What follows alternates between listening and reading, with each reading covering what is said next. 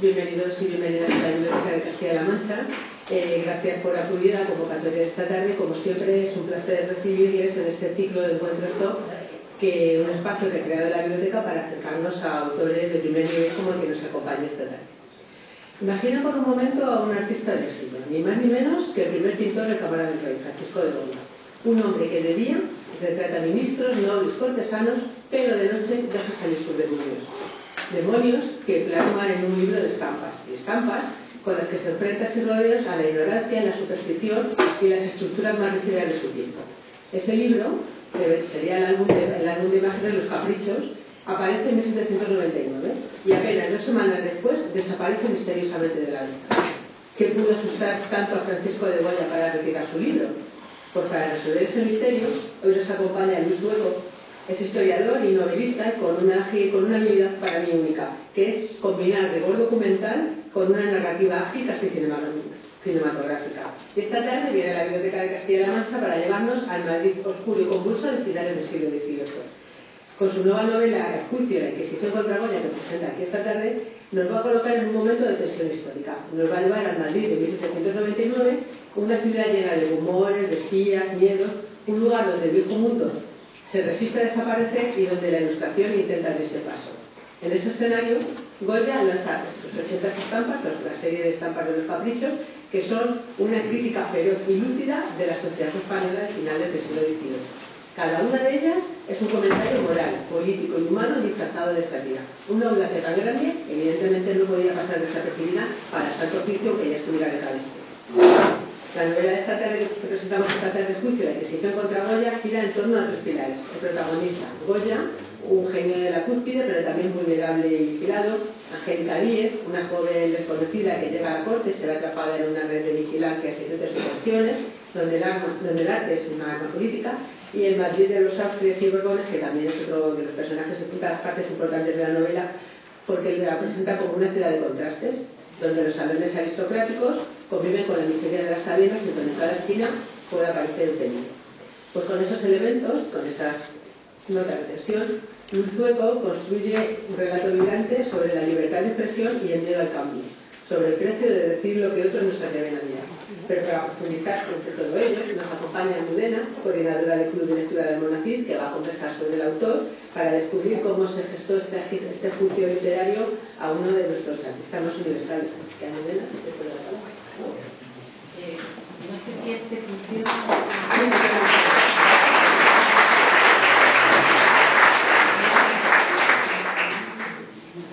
Solo un poquito.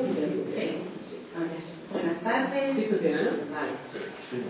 Buenas tardes. En primer lugar, gracias Luis por estar aquí compartiendo con nosotros esta tarde la presentación de tu novela, El juicio, y gracias a todos los que estáis aquí.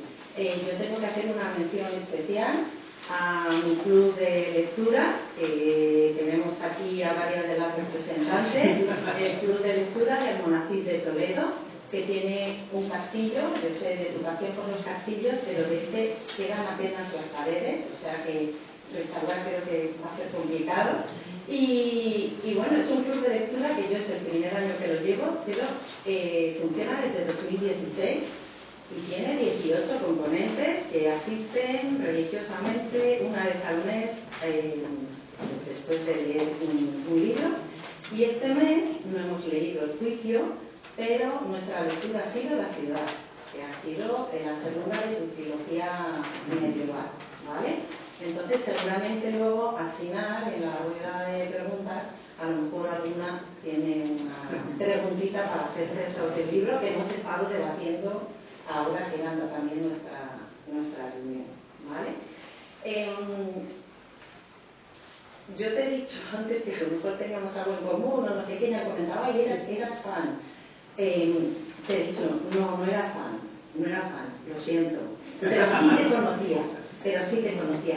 Te conocía porque el novio de una de nuestras hijas se leyó la trilogía medieval y su nombre era Luis Dueco, porque mira Luis Dueco, porque la trilogía, porque te va a encantar esta Almudena de pelota. Y cuando se me presentó la oportunidad de presentarte, dije, bueno, ideal, y David estará emocionado. De hecho, me ha traído aquí uno de sus libros para que se lo dediques. Y al principio dije, ay, novela histórica, yo es que de novela histórica no soy. Pero te voy a decir que bueno, no es que me haya sorprendido, sino que cuando empecé a leerlo, y ya, claro, Goya, el juicio de Goya, allí ya me tocaste una fibra sensible. Te voy a comentar cuál. Yo soy de Huesca, soy aragonesa, como tú, y mi abuelo, el padre de mi madre, entre sus muchas facetas, que era un artista, era pintor.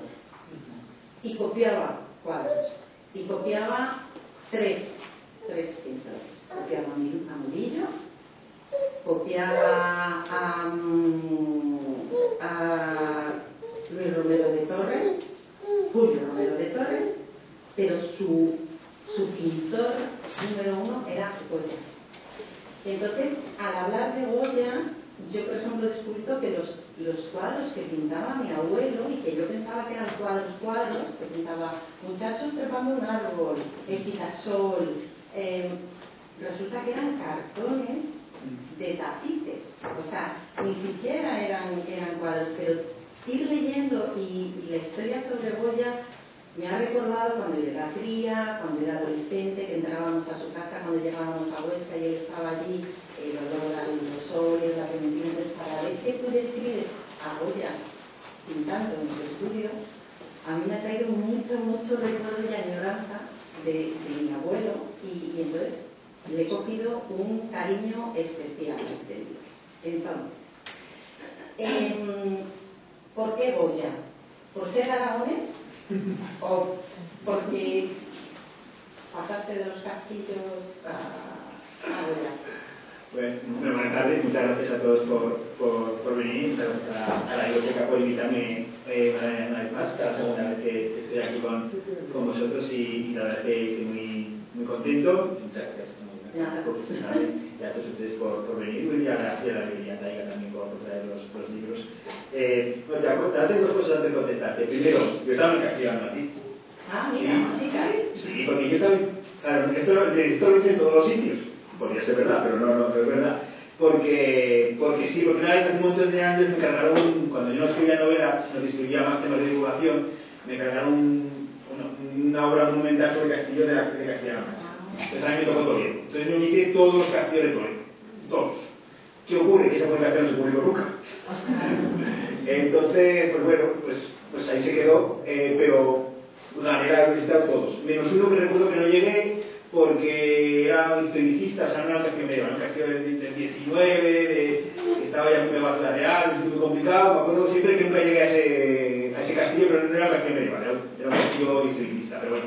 Entonces yo estaba en todos los castillos de Toledo, aunque tienen 4 piedras, está. También están los castillos de Soria, todos los de Aragón, o sea, estaba en muchas provincias donde estaba en todos, pero hace muchos años, entonces ya creo que se me olvida. También lo que dices de la novela histórica, porque hay mucha gente que no lee novela histórica, que cojo como ejemplo, ¿no? Eso es porque siempre alguien ha tenido una mala experiencia con una novela histórica. Coge una novela histórica que no era la adecuada, que era muy densa, pero claro, esa novela histórica ahora ya no se escribe así. La novela histórica, claro, ¿esto es una novela histórica? Sí, es una novela histórica, pero es una novela de misterio. Es una novela de misterio, incluso es una novela de aventuras. Yo tengo novelas que son más de aventuras que casi históricas. Quiero decir, es novela, es una novela que hace muchísimos paralelismos con la época contemporánea. Muchísimo. Es que claro, parece ser que solo puedes hablar del presente desde el presente. No, claro que no, es que a veces hablar del presente desde época actual es muy difícil. Es muy difícil. A veces es más fácil hacerlo desde el pasado, porque los paralelismos son tan evidentes que dan miedo. Dan miedo. Te vas a esta época de cambio del 18 al 19 y tú ves la situación de España y tú ves a Goya, por ejemplo, todo lo que le pasa a Goya y dices, pues es que yo veo cosas que son parecidas. Y dices, ¿cómo puede ser? No han pasado 200 años. Primero, 200 años históricamente hablando no son nada. Y luego sí, cambia el contexto histórico, cambia las ubicaciones, pero las personas son las mismas. ¿Qué ocurre? Goya en los caprichos, todo lo que denuncia Goya en los caprichos, que es de todo, los abusos, la ignorancia, la superstición, la prostitución, el abuso de menores, el infanticidio, los matrimonios de violencia, la mala educación de los niños, todos esos males que denuncia Goya en los caprichos están todos vigentes. Todos. Lo que ocurre es que ahora tenemos incluso más, ¿vale? Entonces hay más que Goya no sabía que existían ni siquiera en su época. Pero quiero decir, tú coges y son totalmente actuales, o tú, no sé la novela, ¿no? Pero tú coges los desastres de la guerra y que puede haber más actual hoy en día que los desastres de la guerra de Goya. O sea, es que todo lo que denuncia Goya en los desastres de la guerra, pues desgraciadamente no hemos avanzado en nada. Entonces, digo que si alguno, ya que estáis mucha gente aquí, si alguien no lee novela histórica porque se ha cogido alguna novela, un momento que no le ha gustado y tal, que se dé cuenta que eso ha evolucionado mucho y la novela histórica es una novela que ocurre en el pasado y ya está, no queda darle más vueltas. ¿Y por qué Goya? ¿Por qué es aragonés? Pues precisamente porque es aragonés no lo había escrito antes. Porque claro, imaginaos que tienes escrito un toledano, a que la responsabilidad es mayor, porque te por lupa, esto es verdad, y porque llevas toda la vida oyendo hablar de Goya y dices, ¿a dónde voy yo? ¿No? Y no solo es eso, es que es un personaje muy complicado, porque te das cuenta que vive 84 años.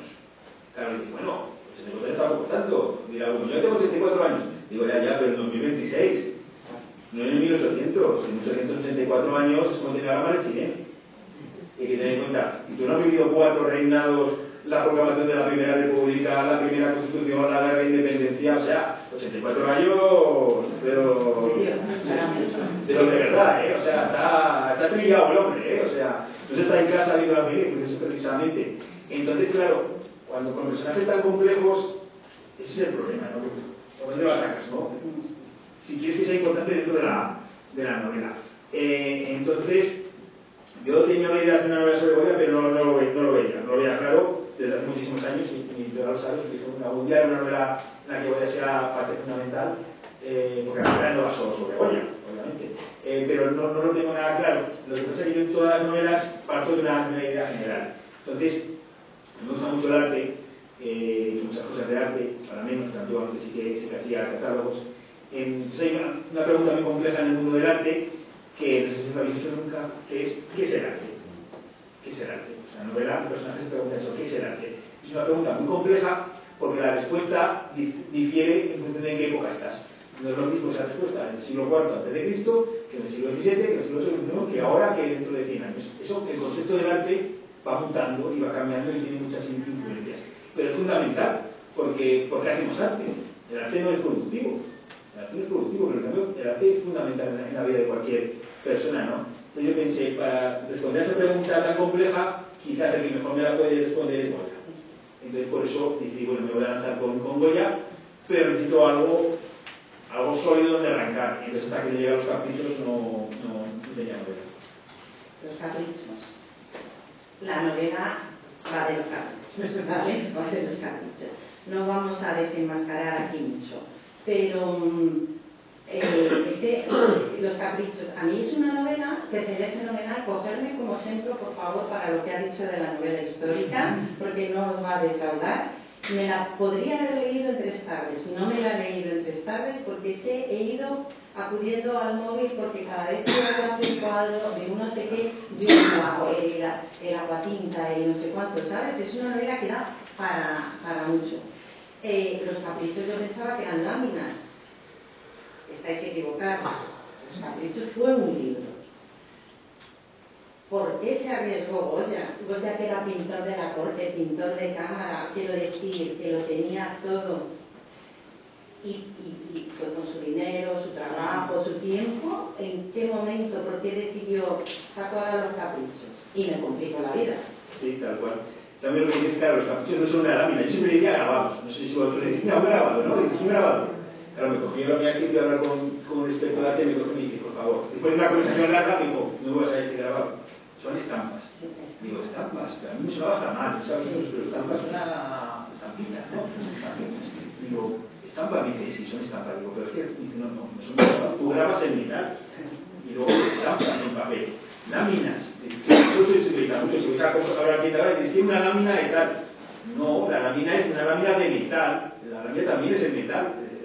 Se llamaban láminas porque, claro, el grabador ponía lámina 1 para que lo supiera luego el estampador, entonces cuando estampaba aparecía ahí lámina 1, pero no se puede laminar el papel, obviamente, ¿no? Entonces, la colección es un tema muy curioso, ¿no? Lo concluido es que estamos, porque claro, lo tenemos colgados en cualquier museo, los capítulos, desastres, los disparates, las tauromaquias, y es que son libros, no están pensadas para que sepáis que en muchos museos las estampas que estáis viendo colgadas son copias, porque se degradan, porque es un papel y tinta, no está pensada para que les dé la luz. Aunque tengan una luz especial y un cristal especial, eso se degrada, eso es un libro, tiene que estar en las condiciones de oscuridad casi permanente, y nosotros las colgamos de las paredes, que no, que es un libro. Es peor, si tú ves una estampa colgada de la pared porque alguien la ha cortado de un libro, normalmente, no siempre, porque se para venderla a mejor precio que si hubiera vendido el libro. O sea, es una barbaridad. Entonces, es un libro, eso es la clave, ¿no? Las estampas es un libro de 80 estampas. ¿Por qué lo hace Goya?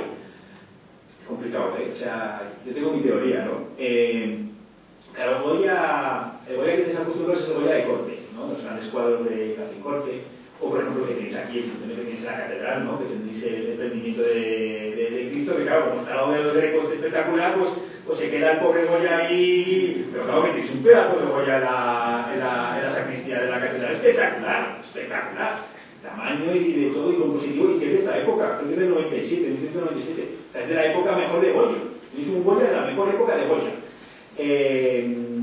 Pues claro, eso es lo que está acostumbrado de Goya, ¿no? Pero claro, él, pensamos que a partir de que se queda sordo, tiene una enfermedad en 1792 en Cádiz, se recupera allí en casa del mayor coleccionista de arte de la época de Europa.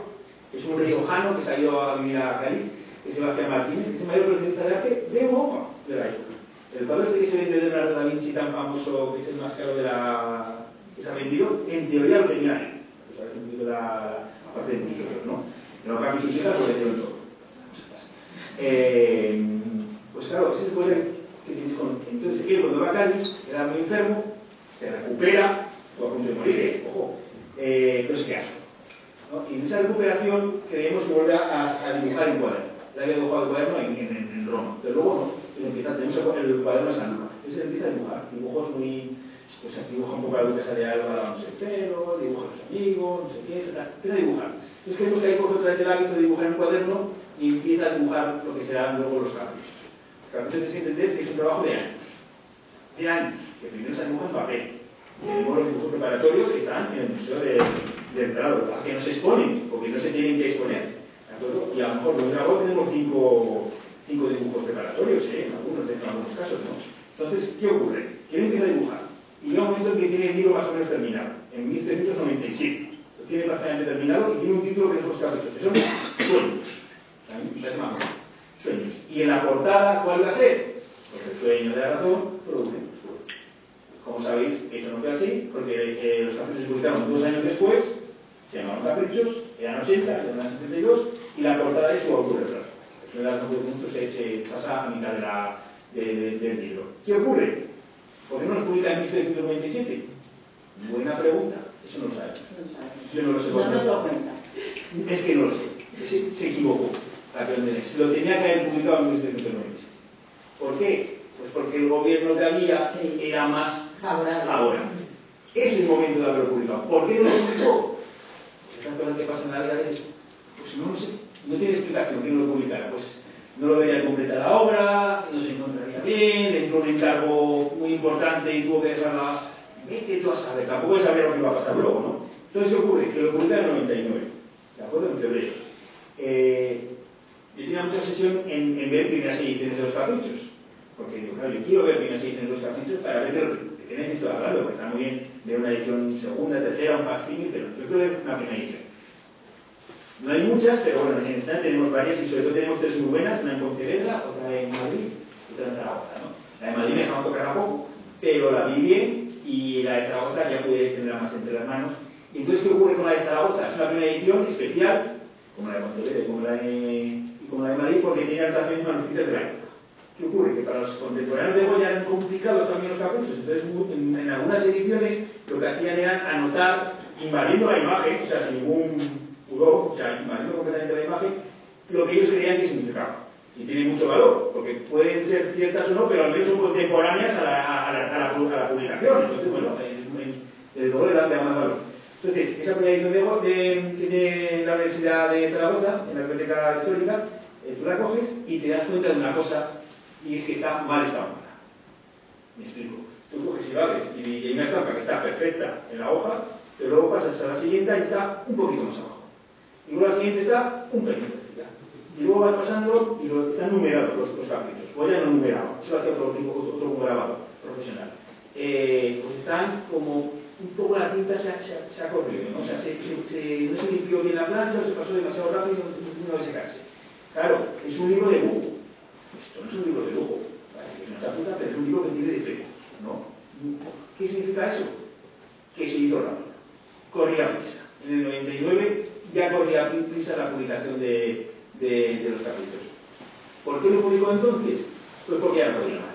Pues él estaba ya que veía, él se había ilusionado mucho con el primer gobierno de Godoy, con la llegada de la Ilustración a España, parecía que nos íbamos a monetizar y que íbamos a coger el tren de Europa y todo esto, y ya en 1999 se da cuenta de que el tren salió y que nos hemos bajado y que está cayendo los ilustrados porque ya no está encarcelado.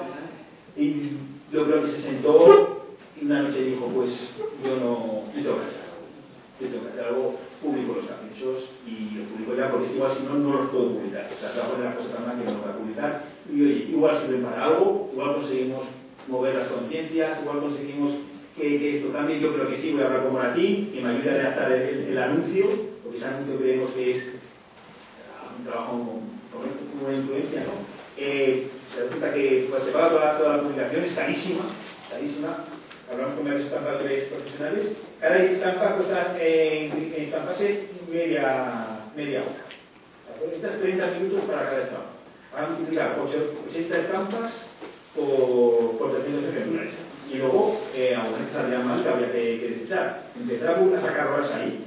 Y os dais cuenta de la barbaridad que hace falta para hacer esos 300 ejemplares. Se lo paga él. Claro, él está acostumbrado a cobrar. O sea, a que le diga, oye, hazme un cuadro y te lo pago. Es la primera vez que una artista tiene que poner dinero para hacer una obra de arte, que son los capítulos.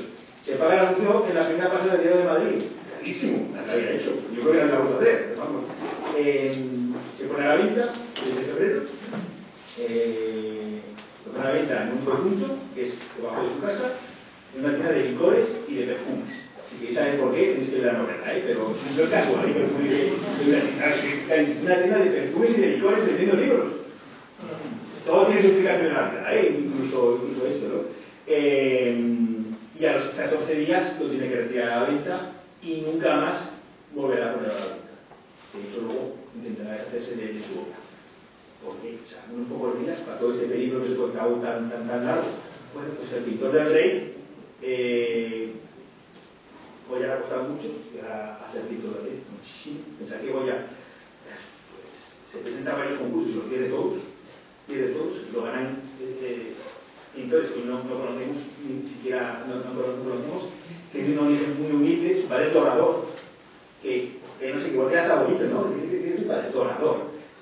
Es un trabajo muy malo y muy mal pagado y muy inestable. A Goya le desahucian constantemente cuando es niño, creemos que le desahucian hasta 12 veces.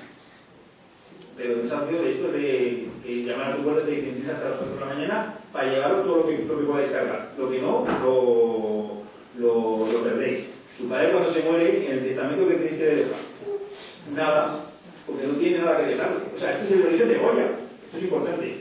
Y prácticamente hasta las 40 horas no se ocupa, ¿no? Entonces claro, lo va a arriesgar todo sabiendo lo que cuesta llegar. Pues lo hace por sus ideales, no porque no. De que España va mal, no entendáis, y que, bueno, pues, ¿qué puedo hacer? Pues esto es lo que yo puedo hacer, ¿no? Publicar los caprichos. A mí eso me ha sorprendido porque todos conocemos al Goya pintor, y a mí, fíjate, o sea, es un hombre que lo veía, o sea, te lo voy a decir desde esto, lo veía, claro, un pintor fenomenal, tal, pero lo veía un poquito como estirado, así con su sombrerito y tal. El caso es que, claro, yo me pongo a leer y descubro otro Goya.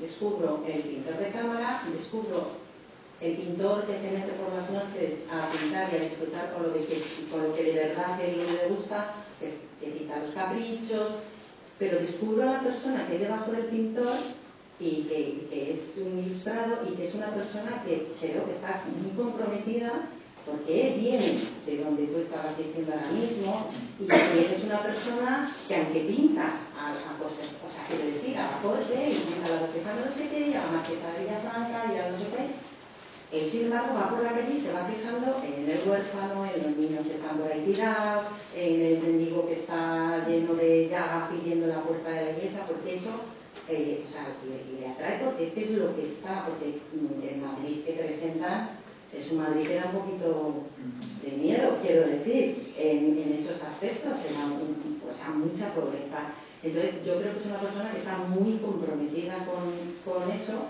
y quizás por eso es por lo que dice, y ahora publicó los capítulos y choca con la Inquisición. Es inevitable, o sea, es inevitable. Había una presentación y dicen, pero la Inquisición todavía funcionaba a principios del siglo XIX. Sí, yo también pensé que en el 19 no estaba, o sea... Pues sí, o sea, que la propia época sí se entiende muy bien, pero es que es normal, claro, una institución que ha tenido tanto poder en España como la Santa Inquisición, pues claro, no estamos diciendo que desaparezca, ya lo intentaba abolir, ¿no? Si se ha hecho abolir.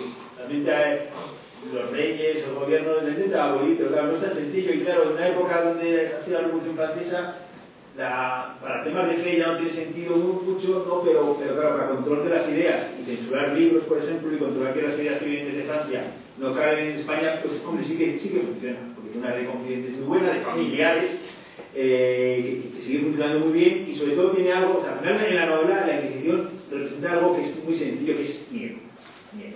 El inquisidor de la novela no tortura a nadie, no mata a nadie, no levanta la voz, pero da igual, da miedo porque la Inquisición pues da miedo, y él sabe jugar con ese sentimiento, porque es un miedo, o sea, una de las cosas peores que hay en la vida es vivir con miedo. Otro es pensar, vivir con miedo, pensar que en cualquier momento van a ir a tu casa por ti. Eso es terrible. Eso es casi lo peor que puede haber, y eso es algo que ha pasado hasta hace poco en España y bueno, y sigue pasando en muchos lugares del mundo. El miedo a que un día vayan a tu casa por ti. Pues la Inquisición representa eso, que tú puedes ser el pintor del rey, pero que una noche pueden llamar a la puerta y pueden venir a por ti.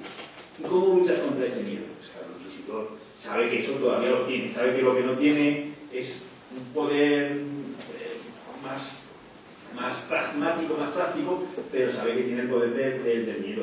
Y sí, sabemos que la Inquisición, bueno, sabemos que hay una argumentación que está en Toledo, que publicó hace poco, que es el expediente que habla sobre Goya. Es verdad que está incompleto, pero bueno, se trabaja un poco con novelistas, sabe que el expediente realmente está incompleto, y sabemos también que a Goya, sobre todo, el problema que nos conoce con la Inquisición fueron por los caprichos, pero bueno, también sobre todo por la maja de Judas.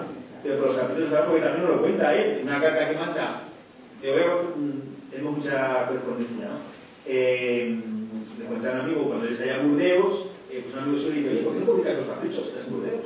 Y Goya le dice, pues hombre, primero porque no los tengo, y segundo porque la santa me persiguió por ello. O sea que Goya nos está contando, mucho tiempo después, que ha tenido problemas con los caprichos por la santa. Y es lógico, es que hay dos estampas en los caprichos que son la Inquisición. Goya ve o sea, en esta época ya no había autoprocede, como entendemos nosotros un autoprocede, ¿no? Pero es verdad que Goya de muy joven en Zaragoza sí que ha visto un autoprocede. Y le marca, y sabe de qué está hablando. Además en esta época veis en la novela que Moratín encuentra un proceso institucional muy famoso, que es famosísimo, no lo cuento porque es muy famoso y vaya a pensar la novela, y eso parece que también les hace entender a ellos de qué narices es esto de lo que hacía la Inquisición, sobre todo en el 17, ¿no? Entonces, claro, es normal que se ocupe la Inquisición. Sí, pero que además no se queda solo con los caprichos. Quiero decir que va más, que llega la maja desnuda. Entonces, claro, es que es un poco... Yo en principio no quería meter la maja desnuda en la novela. ¿Por qué? Porque, bueno, ¿quién es la maja desnuda? ¿Lo sabéis? Siempre ha hecho la duquesa de Alba, ¿verdad? ¿Y por qué? Bueno, la duquesa de Alba es un invento, ¿no? Que se hace igual que Pepita Tudó también. Muchos expertos en Goya lo que dicen es que primero, Goya no necesita tener una modelo para pintar ese cuadro. Goya puede pintar de memoria, es un genio. Puede pintar perfectamente de memoria, no la necesita. Pero bueno, que no la necesita no quiere decir que no la puede pintar, ¿vale? Pero no la necesita primero. Pero la clave de todo esto es que en la España de principios del 19 ninguna mujer pues haya disfrutado. Ninguna. Da igual que sea la duquesa de Alba, a que sea una sirvienta del palacio. Ninguna. Porque está prohibido. Entonces, claro, es que no es algo menor. Es que Carlos III ha querido quemar toda la colección real con cuadros pecaminosos. Carlos III, que ha dado cuenta que es un rey que tenemos aquí muy bien visto. Carlos III, el alcalde de Madrid. El mejor alcalde de Madrid, no creo que se suele decir. Pues Carlos III se arrebató y dijo, pues lo quemo todo.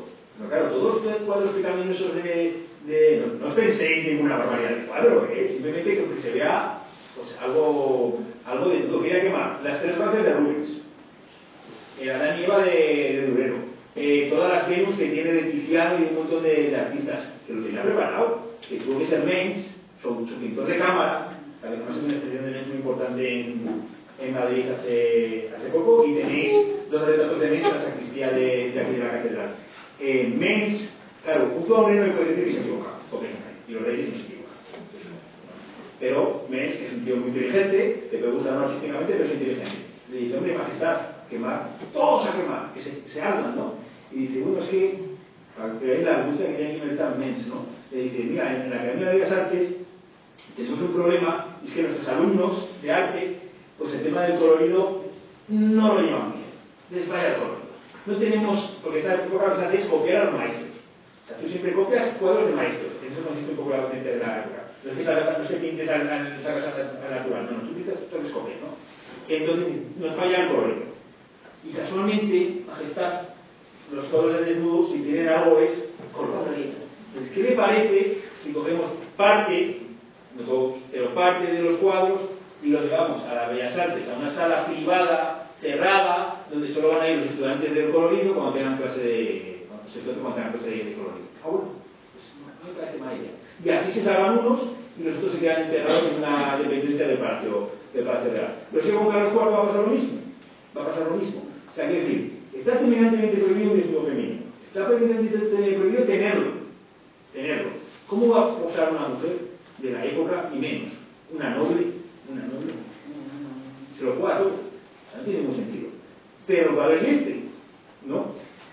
El cuadro, no sé si sabéis, que no es un cuadro que voy a se levante un día por la mañana y diga, voy a hacer un desnudo para demostrar la libertad del artista, sino que es, bueno, pero ¿quién es?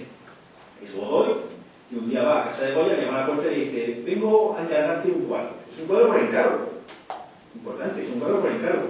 Y le dice, ¿tú te has encargado un cuadro? Porque llega el príncipe de la paz. Tiene un retrato de su esposa, un retrato suyo, de ambos, de la familia. No, quiere una mujer desnuda. Quiero que me pintes una mujer desnuda. Pero no me pongas una Venus, no me pongas al cupido, al perrito, no, yo quiero una mujer desnuda por completo. Pero, ¿cómo voy a pintar eso?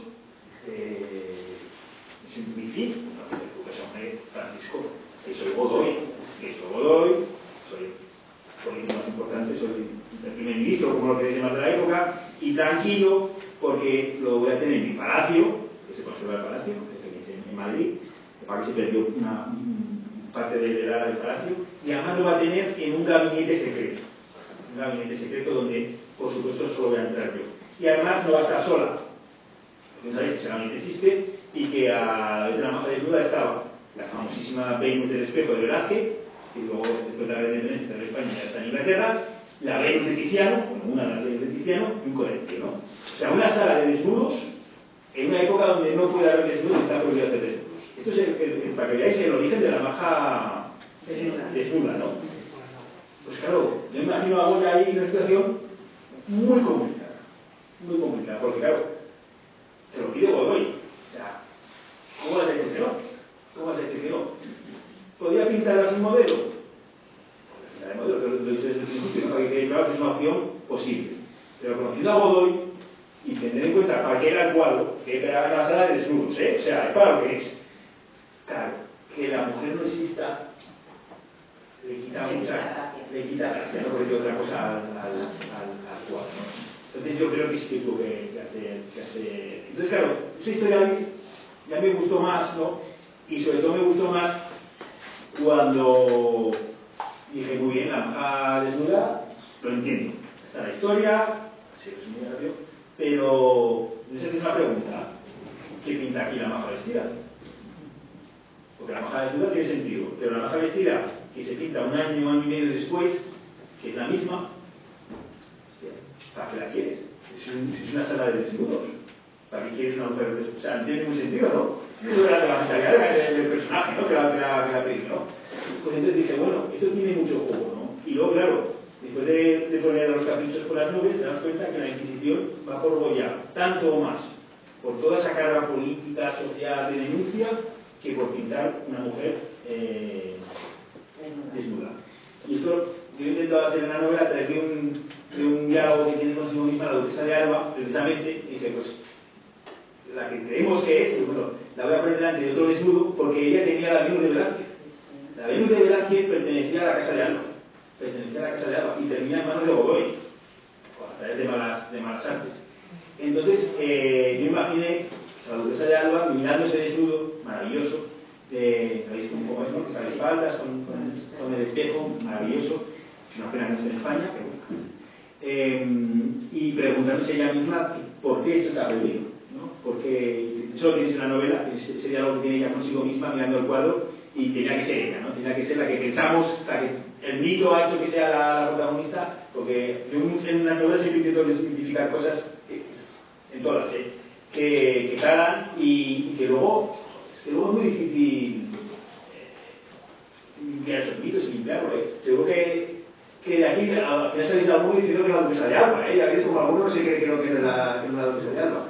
Pues claro, en la novela tiene mucha importancia los desnudos. Tiene mucha importancia porque también refleja mucho la hipocresía de una época. Pero que también se va al siglo XXI, Bueno, además es hipocresía porque si era un desnudo, como dice Luis, y le ponían el angelito, o sea, si ponían a Cupido, ya era una Venus. O sea, y entonces yo estaba mirando, me metí a ver, o sea, sí, era la Venus de Velázquez, la Venus del espejo, tal, Tiziano, que sí, Danae, que sí, o sea, empecé con una serie de cuadros y yo decía, sí, ya me he hecho, y entonces yo empezaba, claro, es que todos tienen un Cupido, el perrito, que no entiendo por qué, ¿sabes? El perrito, si os fijáis, vais a ver que muchos tienen perrito.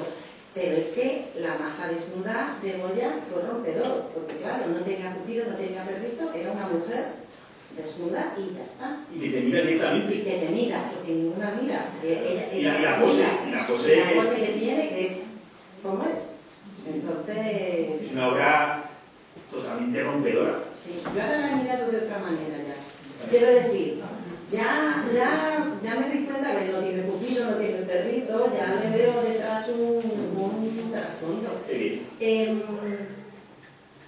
Hablas, porque lo hablas mucho de la mujer, has hablado de la duquesa de Alba, que le das mucha importancia a la mujer, Angélica, que es una de las, bueno, es como el papel femenino protagonista, es el hecho de unión de Goya, la Inquisición, los caprichos, la mujer, pero hay otro personaje femenino que yo creo que tiene mucha fuerza. Siempre se dice que detrás de un gran hombre hay una gran mujer, y yo creo que tú en la novela, que además le dedicas un capítulo a la mujer de Goya, Josefa Ladeu, a mí me da la sensación que fue una mujer que apoyó mucho a Goya, que estuvo siempre a su lado, pero que tú le has querido dar también su peso en la historia, ¿no? Cuando era una época, a lo mejor me equivoco, no se lo has querido dar, pero me ha parecido. Sí, claro. Es una mujer... Porque es un personaje clave para... Claro, muchas veces cuando vemos un personaje así nos inclinamos por la parte profesional, pero y la humana y familiar. O sea, es que eso, es que muchas veces nos miramos bien a las personas, ¿no? Pues imaginaos Josefa Vallejo, la esposa de Goya, hermana de dos grandes pintores como Ramón y sobre todo Francisco Vallejo. Son dos de los grandes pintores de la época. Que ya vive en Madrid, ya pertenece a la corte. Cuando llega a Goya sin un duro al taller de su hermano, ¿no?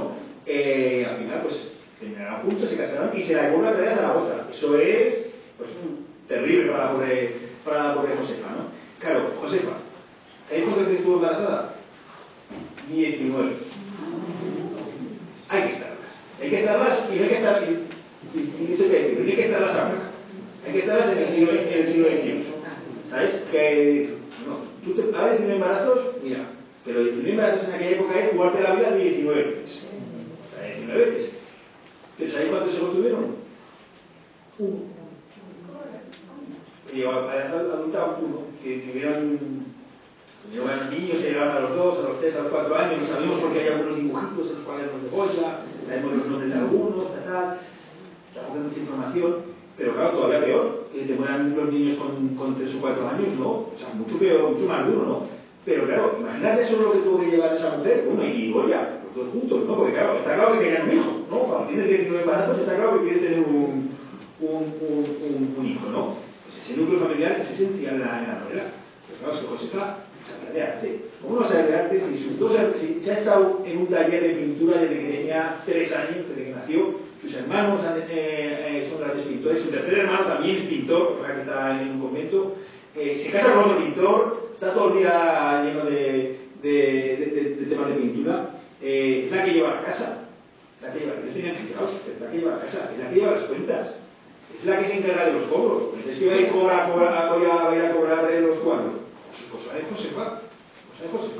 Ella es un personaje de la corte. O sea, ella está en la corte antes que Goya. Es un personaje baladí. Y cuando muere Josefa, Goya es que era muy marcado y Goya no se va a llevar por sí mismo, podemos decir, cuando desaparece Josefa. Y luego lo más importante que yo siempre lo he pensado, imaginad lo que tiene que ser convivir con un genio. Claro, si una persona normal, pues bueno, pues te apañas, ¿no? Pero claro, con Goya, imaginaos las movidas que las conversaciones que tendría, ¿no? Un día diría, José, no sé, he estado... No sé, imaginaos cualquier barbaridad, ¿no? Ahí va a hacer un cuadro ahí, con un murciélago, José Juárez porque me y luego, pues imagina la novela, Josefa tiene un papel importante cuando se van los caprichos, que Josefa le dice, acuérdate de dónde venimos. Sí. Y acuérdate que tienes un hijo. Y es que verdad, es que Goya se acuerda siempre de que tiene un hijo. Es una familia. O sea, que esto, cuando Goya, como tú comentabas, se arriesga tanto, claro, ¿por qué recula luego? Hombre, pues si hubiera estado solo, pues igual no hubiera reculado. Yo soy de una mujer y tiene un hijo. Y le ha costado 19 embarazos tener al niño, ¿sabes? O sea, casi nada. Que podemos decir que es un niño mimado. No sé, ¿no? Por supuesto que fue un niño mimado, que luego mantuvo toda la obra de Goya. O sea, no es nada de su padre, el problema fue el nieto. Mariano. Entonces, Josefa es muy importante en la novela porque se para ver otro Goya distinto. Está sordo. O sea, luego esa es otra, vivir con un genio y encima está sordo. Ojo, en la novela Goya, o sea, Josefa no le vale como excusa eso. En los momentos de la novela que están ahí discutiendo, Josefa le dice a Goya, dice, no te hagas el sordo conmigo. Porque esta es su manera de comunicarse. El otro Goya, hombre, con alguien que acaba de conocer, estamos hablando, podría hacerse que es el sordo, y no hablando yo, pero Josefa que son muchos años ya, ¿no? Entonces sí, es un personaje muy importante en la novela. Es una gallego, que viene de una familia de pintores, por lo tanto sabe lo que será. Y era muy buena lectora, porque en su testamento tenemos los cuadros que deja Josefa, sabemos que estaba suscrita en una librería, que aparece en la librería en la novela, sobre todo las novelas por entregas, creo que se llevaba en la época.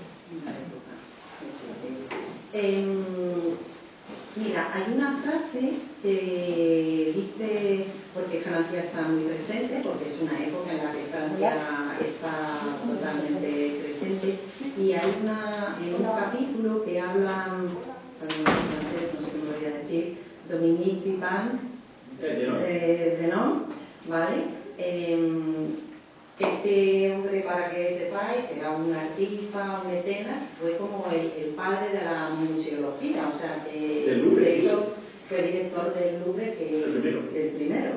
Y tiene una conversación con Fray Bartolomé.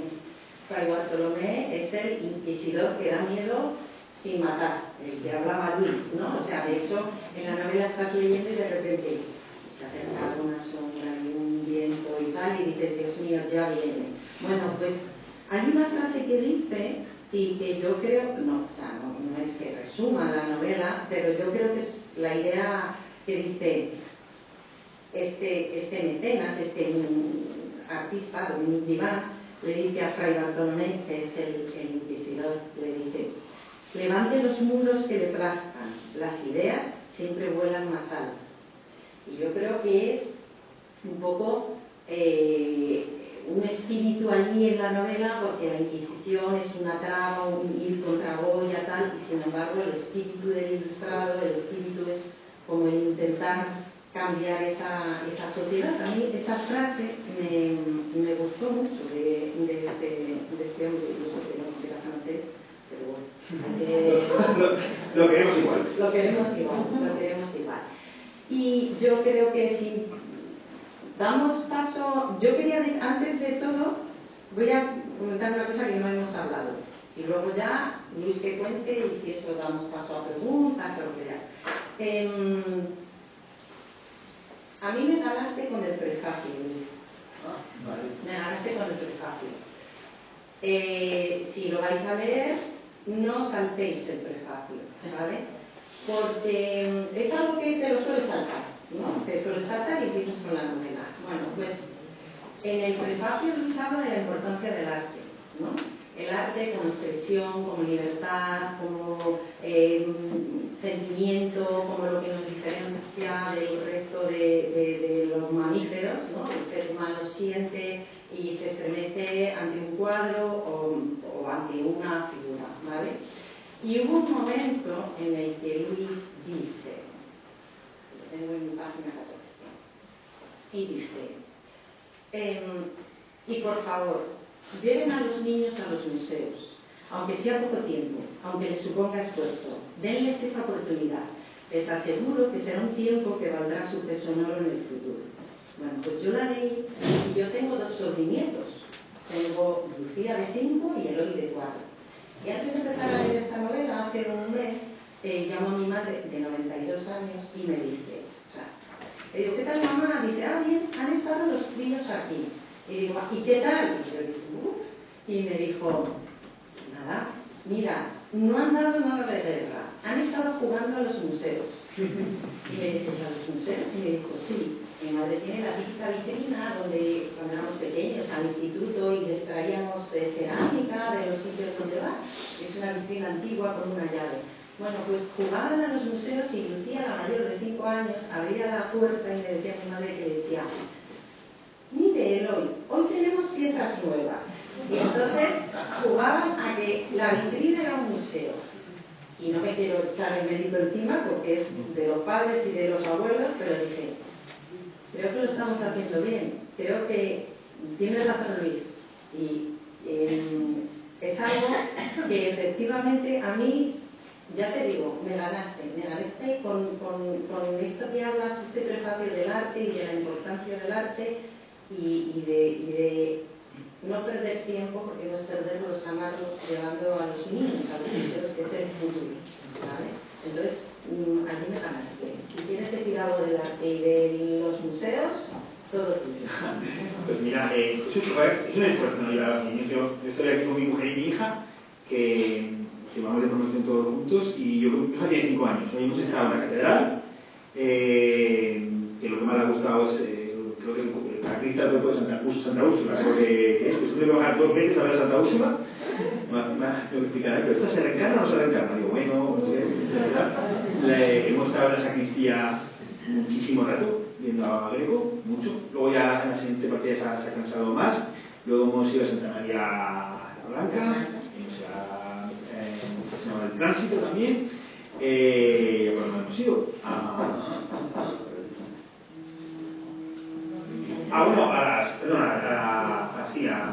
al Cristo. Sí, a Mezquita, exactamente. Hemos estado en las 4, por ejemplo, en el Tránsito, he tenido que volver 3 veces al cuadro de María cuando se está muriendo, está blanquita, sin ella verde, pero bueno, ya vamos a decir con ella por los colores. Pues quiero decir que era mucho para ella, que 5 años. ¿Le habrá quedado algo? Pues seguro que sí. ¿Para qué no lo vas a apreciar hoy a la noche? Eso se aprecia con el tiempo, tardas a lo mejor años. Entonces, claro, como a nosotros no nos gusta ver las cosas muy, muy rápido, nos damos cuenta y le pedimos a los niños que salgan del museo hablando.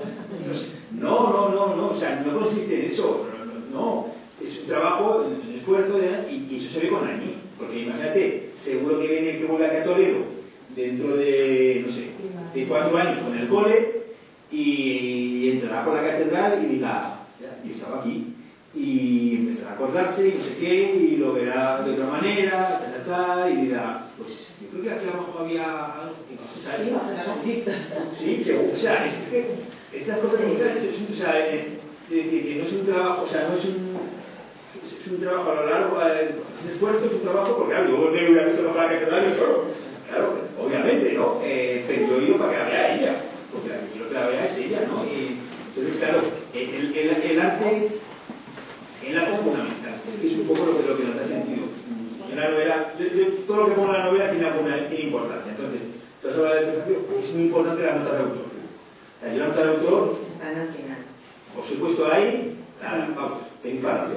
Entonces, todo es importante. Mira el arte. En el arte hay dos cosas que a mí me impactan mucho, que es, vale, nosotros creamos arte desde el principio, ¿no? ¿Para qué no se llamaba arte? Ya sabemos que desde muy antiguo, sabemos que los universitarios ya hacían arte, ¿no? Porque no le llamaban arte, de otra manera. Pero, y si viene imaginaos que cuando estamos en un momento con una civilización extraterrestre, no tiene por qué tener arte esa civilización extraterrestre. El arte, por ahora, sabemos que es algo muy nuestro. Ningún animal hace arte, y no sabemos si hay más, no sabemos si hay otras especies que hagan arte, porque no es práctico, no es funcional. El arte es otra cosa, ¿no? Y el otro día estaba escuchando, me acuerdo, a un experto hablar, y decía, mira, una frase que me gustó que me decía que el arte es uno de los ejemplos de que no estamos en este mundo solo para sobrevivir, estamos para aguantar. Digo, mira, es una idea que es mía, la escuché la semana pasada y me gustó, ¿no? El arte es mucho más importante de lo que creemos, mucho más importante. Aquí estamos en una sociedad que estamos sobreexpuestos, ¿no? Entonces tenemos tantos estímulos y vemos tantas cosas que al final pues no ves nada, ¿no? Que es lo que ocurre a veces, ¿no? Pero que la novela en el fondo va sobre eso y pues en el espectáculo y sobre los niños, y si tenéis hijos o nietos pequeños, que aunque sea, digo de verdad, aunque sea un esfuerzo a veces ir a un museo con ellos y bueno, pues en casa para momentos, que bueno, obviamente que es 5 años, no voluntaria que no se paga, pues que yo creo que sí que cada y al final es como la lectura, ¿no? Pues claro, si te leer, pues a lo mejor al principio tú crees que, pero que te vean leer, ¿no? En casa, aunque no le quieras coger el libro, o sea, coger un libro y parezca que estáis leyendo, que solo sea porque los niños os vean leer, porque eso no tiene precio. Pues nada, yo creo que se merece un grandísimo aplauso.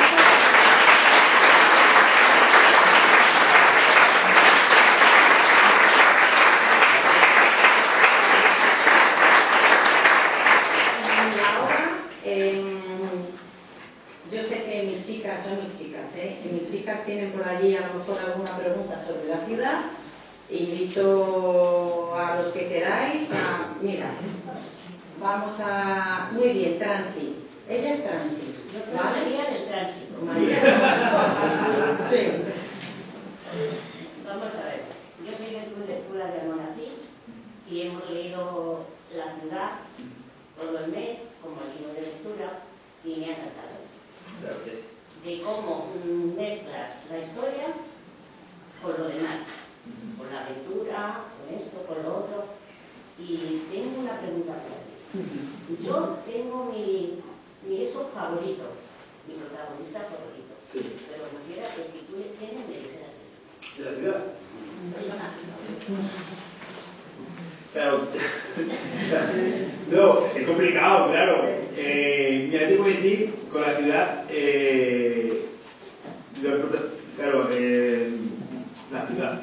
Mira, la ciudad, los protagonistas de la ciudad iban a ser los dos niños que aparecen en un momento dado. ¿Sabes? Entonces, yo escribí unas 100 y pico páginas donde los protagonistas eran los niños. ¿Vale?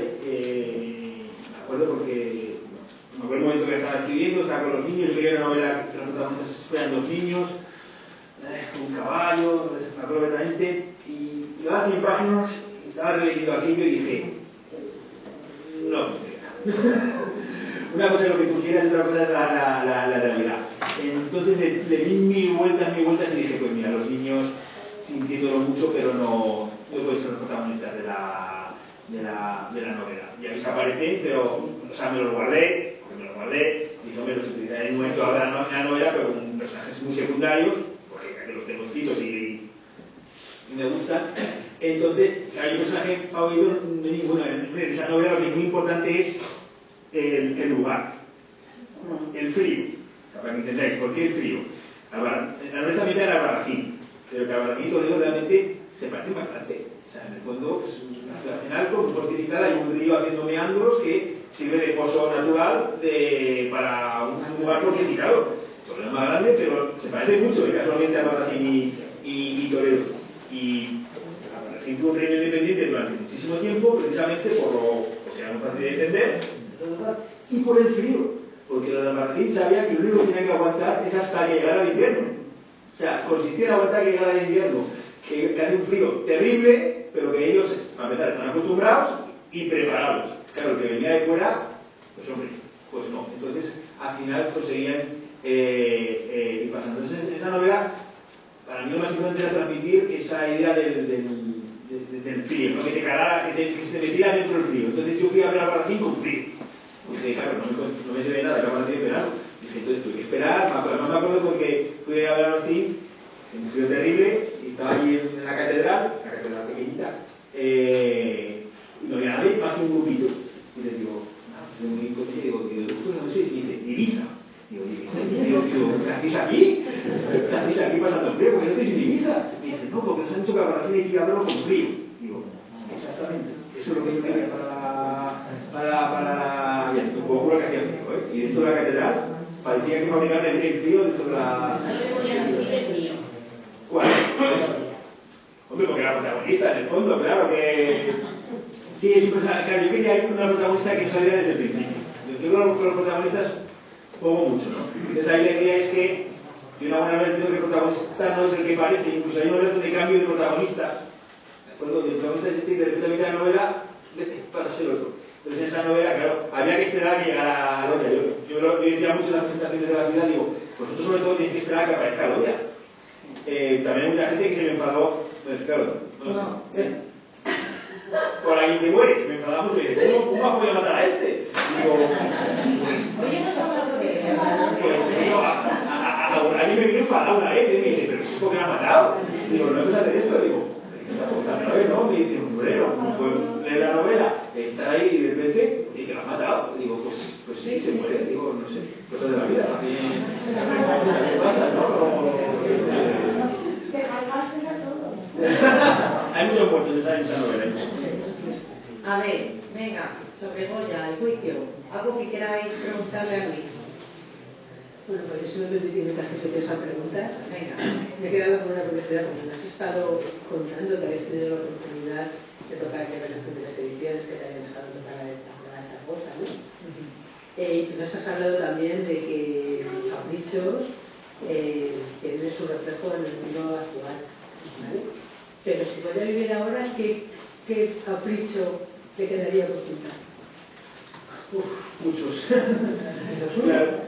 Hombre, lo que ocurre con estos personajes es que, claro, es que no te puedes meter nunca exactamente dentro de la mente de ellos. Entonces, ¿qué haría Goya hoy en día, no? O sea, no sé porque es un genio. Entonces, claro, Goya lo que hizo en su época no se lo esperaba a nadie. Entonces, si existiera Goya ahora, que no hay una figura actual como Goya, como Picasso, o sea, no hay un referente de ese nivel artístico que te haga romper los esquemas y te crea algo, o si lo hay yo no lo conozco, o si lo hay no se ha dado a conocer, no sé, puede que lo haya, ¿no?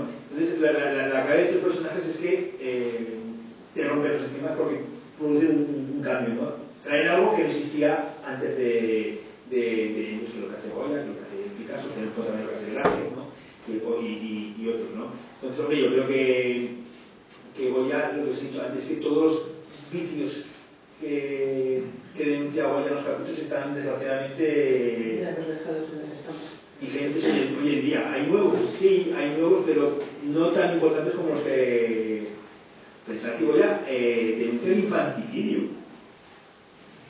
Cuando la verdad es que vi la estampa no la entendía. La tuve, te digo la verdad, la vi, porque hay unas estampas de Goya luego se coloreaban estas estampas también. Y entonces lo vi muy bien en una de las coloreadas porque ahí se ven todos los detalles. Y la estampa, cuando se entera de lo que quiere decir, es brutal, pero es terrible, ¿no? Entonces, claro, realmente lo bueno de una estampa frases que parece algo casi gracioso, que es una sátira, que has comentado tú al principio, ¿verdad? Luego cuando tú empiezas a escarbar, te das cuenta de que, ojo, esas tienen no tienen tanto, ¿no? Es que son muy duras, muy duras, y ves algunas otras, ¿no? Yo, por ejemplo, una que me gusta mucho de Goya, y que me parece muy, también bastante actual, pero que es muy sencilla, es la de Que viene el coco. Hay una estampa de Goya que se titula Que viene el coco. Los títulos no tienen, son ambiguos también, ¿eh? No es que no es muy fácil. que hay que explicar nada, ¿eh? Muchas veces lo complican. Pues el Que viene en coco es una denuncia a la educación. ¿Y en qué se basa? Pues no sé si vosotros os habéis contado a un niño pequeño de Que viene el coco, ¿no? Pues es que eso es terrible. ¿Por qué le tienes que asustar a un niño pequeño con Que viene el coco? Con Que viene un monstruo. ¿Qué te ha hecho el niño para que, si tienes que conseguir que haga algo, no puede ser que no le miedo?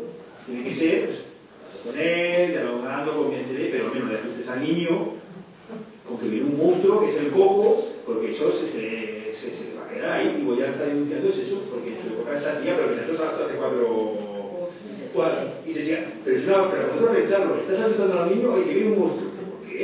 ¿Pero por qué? ¿Te gustaría que te dijeran eso a ti? Que te cogieran y te dijeran, haz esto o va a venir un monstruo a cogerte, ¿no? Pues, o sea, no es socialmente, no es el más importante de Goya, pero es para que veáis que Goya lo toca todo. Ese tipo de educación basada en el miedo. Voy a traer a la idea del miedo. O sea, el miedo es de verdad de las peores cosas que hay, ¿no? Y entonces utilizarlo con los niños es terrible, pero o sea, esto está de... Pero también ese miedo que ya lo comentabas también sobre la Inquisición, que al final los profes estaban posiblemente a lo mejor ese coco de los caprichos, pues también lo que adulto. Claro, tiene las lecturas, claro, pero bueno, cuando eres adulto, pues tiene el coco de verdad que es la santa.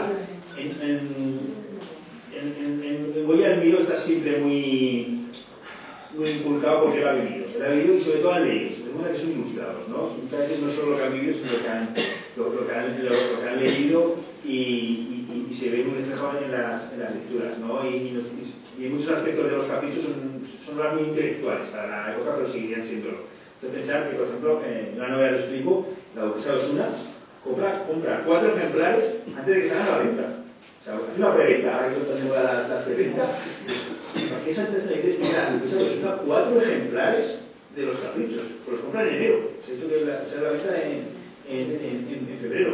Claro, la duquesa de Osuna es una gran intelectual. Goya no está en contra de la duquesa de Osuna ni de la duquesa de Alba, porque ella ve esa noveleta con una noveleta ilustrada, que lo era, y que es precisamente la que tiene un poco que tomar las riendas del país. Critica sobre todo la nobleza de fuera de Madrid, la que se aprovecha de los campesinos, de sus privilegios, la que no aporta nada productivo la que no aporta nada. Esa es la que realmente critica a Goya sin ninguna duda y claramente, ¿no? Pero la duquesa de Osuna y los grandes nobles que viven en Madrid y que realmente están ilustrados, ¿no? Es muy importante la ilustración y por eso son obras bastante intelectuales. Y algunos de esos caprichos que te llaman más la atención que otros, han dicho que no solamente forma parte de la novela, sino que tiene un papel principal, me ha dado pie a meterlo. Sí, a mí me gustó mucho uno, que es uno de los que no está, o sea, a partir de las 80 estampas hay 5 caprichos más. ¿De acuerdo? Que no se invirtieron en el libro. ¿Por qué? Bueno, pues porque no, pues los dejo fuera. Pero los tenemos. No tenemos las planchas, por eso luego nunca se han vuelto a reproducir, pero sí que tenemos dibujos preparados e incluso alguna prueba de estado. ¿De acuerdo? Entonces hay uno, ahora no con el título, que está Goya, claro, da cuenta que el que está en el suelo de la tumbado en Goya, O sea, realmente también es un autorretrato de Goya, como el que sigue, lo que está ahí. Pues si queda fuera uno en el que también sale él, se le ve perfectamente, está mirando, es un protagonista, lo tenéis en la novela, aparece mucho en la novela y me gustó muchísimo. ¿Y por qué este? Porque tiene que ver con el arte, con la creatividad, es una estampa muy yo creo que buenísima, de las mejores que tiene. Y dice, ¿por qué no lo metió? Además, habiéndose puesto él allí, pues ese no lo sé, no tengo respuesta a pasar por qué no lo metió. Y ese a mí me encanta. Si tiene un título muy largo, que ahora no me sale, no me sale. Son mujeres con 2 rostros, bicefas. Bueno, no bicefas, tienen 2 frentes, mejor dicho, más que 2 cabezas, ¿no? muy maravillosa y no se metió, no se pudo poner en el libro. Bueno, yo creo que ya ha dado tiempo para que nos preguntan, ¿no? Así que hay una cosa que se me va a hacer. Goya fue una persona humilde, ¿no? Lleva un poquito pues, con ese esfuerzo de la humildad, pero ¿cómo le llega la ilustración a él? ¿Cómo se empapa de la ilustración? Hombre, claro, porque ese medio ya leía mucho, claro, pero ¿cómo le llega eso? Claro, él viaja mucho, él se va a Roma, se da cuenta que él va primero a Madrid, no sabe bien las cosas, vuelve a Zaragoza, tampoco se decide ir a Roma, no sabe muy bien cómo ir a Roma, parece que tiene un poco de ayuda de un conde de Zaragoza, bueno, al final consigue en Roma. En Roma vivía en una guardilla, pues bueno, sobrevivía, mejor dicho, pensamos que sobrevivía haciendo dibujos para turistas, porque en esta época hay turistas en Roma, y es Gran Tour, y entonces van muchos ingleses sobre todo, ¿no? Entonces se llevan recuerdos de Roma, entonces sabemos que había gente que se dedicaba a ver, todo el mundo, o sea, todos los artistas que querían ser lo querían ir a Roma. ¿Por qué? Porque tú ibas a Roma y eso sí que era un museo de la nieve, ibas por la calle y ibas. Pues ya iban haciendo dibujos de las esculturas que veía por la calle, ¿no? Entonces, claro, él ha viajado, él va a Madrid. Entonces, claro, en Madrid ahí es cuando entra en contacto, porque estamos en una época, claro, cuando él tiene unos 30 años, es cuando la ilustración ha entrado en Madrid en España, con muchas cosas, y ha acabado. Y ten en cuenta que la ilustración sí que entra en España. Y al principio hay gobiernos, por ejemplo, tanto la vida, para que es anterior a esta novela, hay ministros muy ilustrados que están cambiando el país, de reformas muy profundas del país. Y el primer Godoy, el Godoy del primer gobierno, es un personaje político bastante interesante y no sé si es bueno, pero bueno, no es malo, es bastante interesante. Entonces las ideas ilustradas llegan a España y llegan a Madrid. Entonces él está en esos ambientes de ilustrados y le calan como algo, le calan a mucha gente de la época. Es que la ilustración entró en España, no se quedó España fuera. Lo que ocurre es que luego se retrocedió. Eso es lo que ocurre, desgraciadamente, en esas ideas ilustradas, por diferentes razones, sobre todo por el miedo de la monarquía. Claro, se le han cortado la cabeza al primo del rey. Entonces, claro, tú imagínate, Carlos, a mí Carlos IV no me cae mal. Imagina a Carlos IV sentado diciendo, hombre, pues estas ideas de la ilustración modernas, pues hombre, están bien. Pero hombre, tener la cabeza encima de los hombros está mejor, ¿no? Está mejor, no es más importante, ¿no? Entonces, hay un momento que se intenta hacer una curva. Entonces quedan muy pocos ilustrados, pero claro, Godoy está convencido. Por eso luego se la cosa francesado. No es que él no es que quiera a los franceses, quiere las ideas que traen los franceses. Se dan cuenta que la gran independencia no la han contado muy mal, ¿eh?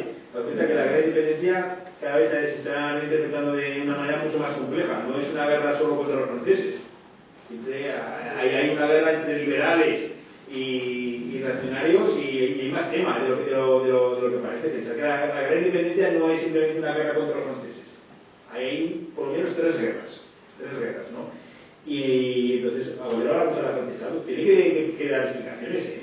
Claro, se ha acusado cuando se echa a los franceses, que se salva por los pelos, de no tener que rendir cuentas, ¿no? Entonces él estaba convencido, porque en su época joven, 30 años, el Madrid que vive es un Madrid de la ilustración. Digo, la Duquesa de Alba, todos son ilustrados, todos, es que ha calado mucho en España, pero no se pone atrás, ¿sabes? Y esto pasa muchas veces, la historia no es siempre hacia arriba. La historia a veces y de repente vuelves mucho hacia atrás. Sí. O sea, te das cuenta de lo que ocurre en la Edad Media, ¿no? Desde que cae Roma hasta el Renacimiento, esos 1000 años, no es que sean oscuros, pero no se avanza tanto como se ha avanzado hasta la época, ¿no? Entonces, es un ilustrado, convencidísimo. Hasta el último día de su vida es un ilustrado. Pues eso se va a España. Se va a España. Él, en la época de su vida, que se va a la Quinta del Sordo, se vaya derrotado. O sea, él se va a las afueras de Madrid. O sea, él no quería saber nada de política.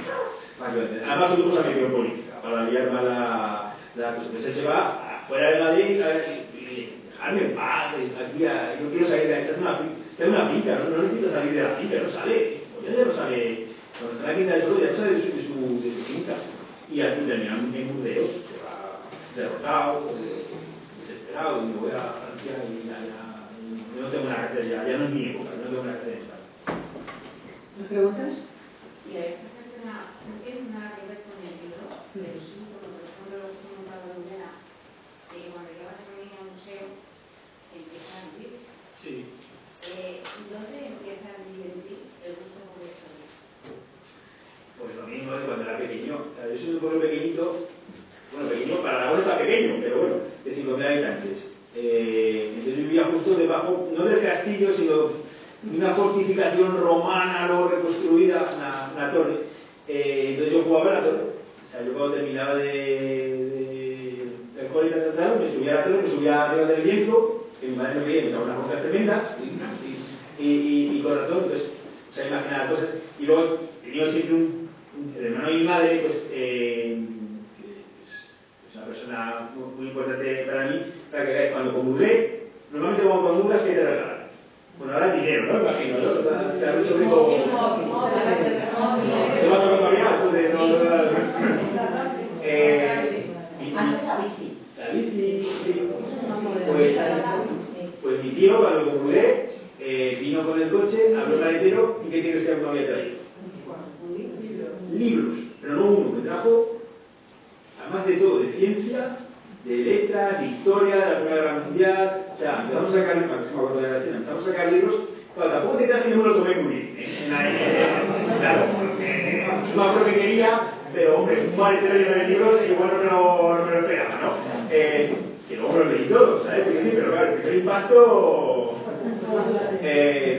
pues por ejemplo, eso fue clave. Yo, por ejemplo, cuando tenía, no sé cuántos años tenía, cuando tenía 12 años, yo me sabía la Primera Guerra Mundial de maravilla. Pues ahora no me la sé. En aquel momento me la sabía perfectamente. Luego yo me sabía con 10 años todas las capitales del mundo. Me acuerdo que era mi vecina, que tenía 2 años más que yo, que la pobre tenía que estudiar para... Y yo en cambio no la preguntaba y terminaba por estudiar conmigo, el crío pesado con las capitales, ¿no? Entonces, pues, es la niñez te marca. Yo, por ejemplo, también, a mí me llevaron, pues yo vivía debajo de una especie de torre romana, pues hay un yacimiento. Pues se excavó el yacimiento cuando tenía 7 años, y a mí me llevaban mis padres al yacimiento y estuve mientras, si me acuerdo, ya han pasado años, pues mientras estaban los arqueólogos sacando todo el material y clasificando las bolsitas, pues estuve yo ayudando con las bolsitas, me acuerdo. Pues claro, todo eso se te marca.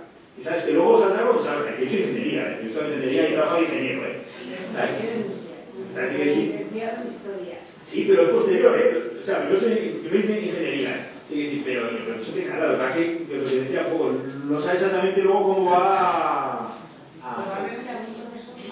También, sí, mi profesor de GEA era muy bueno, sobre todo el de hasta quinto de GB, sí, claro que sí, es normal, claro, es que la niñez es la clave. Entonces, es que todo, o sea, cualquier estímulo de la niñez es importante, cualquier.